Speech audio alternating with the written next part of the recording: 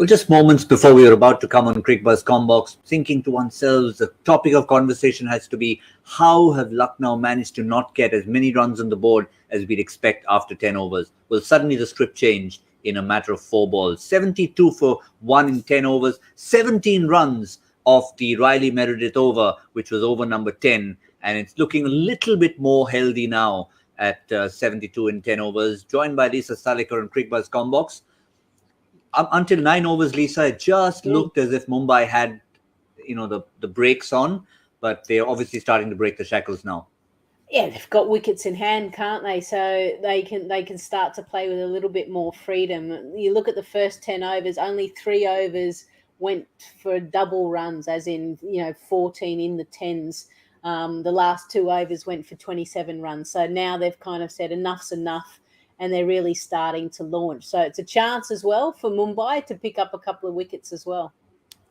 Yeah, I mean, they had a decent enough start. We were all talking about Quinton de Kock against Mumbai, and just when you thought that was the end of him, simple catch put down.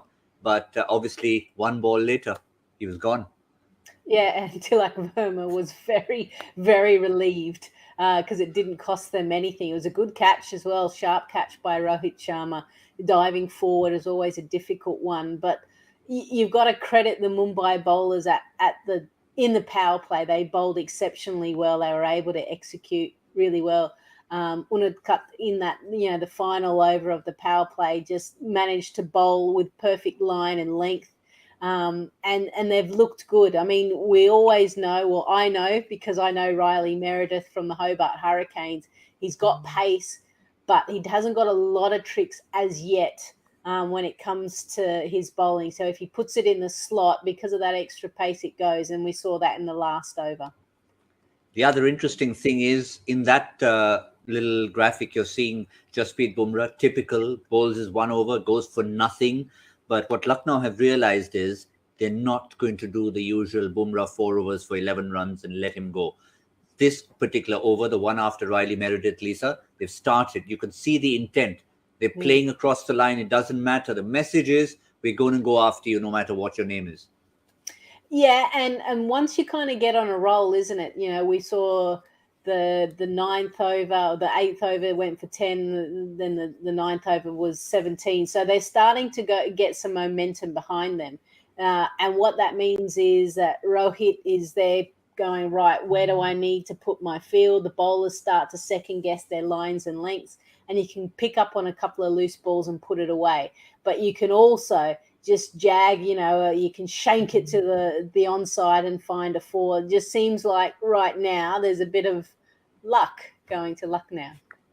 Yeah, they need a bit of that, and they need to put the runs on the board on a surface that, well, first few overs you're thinking, is there something in it for the bowlers? You see a couple of boundaries, maybe it's even Stevens. Let's have a look at this batting lineup, Lisa. Now, I know Lucknow in the past, very recent past, have been guilty of maybe shuffling their batting order in the wrong direction. Today, is there a case now of Stoin, pad up, get in there?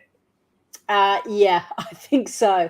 I think, you've got to give him a little bit more than from 15 overs on. And given the platform that they have, and probably the slow start within the power play, they've got a chance to get him and allow him to play almost catch up for them. So I think if a wicket was to fall, that Stoinis comes in. The other thing, and I can understand, is you've got a short side at Wankhede. So the fact that you could have Krunal a left-handed, so it means you're accessing the short side every over. Tactically, that's sound. So I think they've got 2 options. I wonder which one they'll go with. Yeah, well, one quick look before we wrap off the Mumbai bowlers. We looked at it in terms of what's already happened, but in terms of overs to come, if we have a look at it, Bumrah's bowled 1 more over after this. So and he's gone for 16 in 1.5. So Bumrah's bowling his second, which is over number 11. And it's finished up at 17 runs. So Bumrah will have 2 more, Meredith 2 more. Well, pretty much everyone will have 2 more with the exception of Sams, will have 1. Do you see them going or needing to go to a 6th bowler? Potentially. I guess it depends on what happens to Riley Meredith, his 3rd over. If it goes big, then there's a chance potentially to to just try and see if they can jag another over from somewhere else. Yeah, well, Pollard could be the man. Mumbai will not want this to go into too many. Let's also remind you that Tilak Verma could be an option. He bowled early on, opened the bowling the other day. Today, so far, been a little more conventional, has Rohit Sharma. Quick number from you, Lisa. At this stage, getting into the 80s, starting to get a move on. What are Lucknow thinking? And more importantly, what's Rohit's thinking? How many more? Well, We don't. you can start, we're seeing a lot of sides score over 100 runs at the back 10 overs.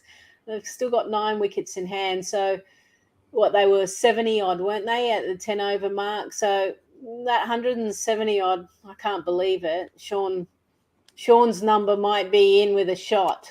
Let's hope it's not. Come on. Don't tell him he said such nice things about him. But yeah, let's see. Wickets to fall. I could be in it. Few more runs. Marcus Stoinis gets going. Lisa gets into it. So let's see if we can keep Sean Pollock out of this. You didn't hear it from us. This is Cricbuzz Comm Box. We'll see you at the end of the innings.